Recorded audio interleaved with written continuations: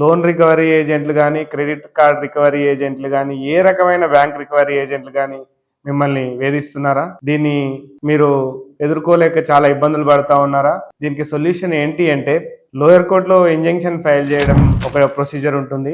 Lower కోర్టులో injunction file చేస్తే మీకు ఇమీడియట్లీగా ఆర్డర్ రావడం కానీ, లేదా మీకు అర్జెంట్ నోటీస్ ఇష్యూ కావడం కానీ, ఇంకా ఆర్బీఐ గైడ్ లైన్స్ కానీ ఫాలో అవడం కానీ లాంటివి ఆర్డర్లు వస్తుంటాయి. జనరల్గా చూస్తూ ఉంటాము.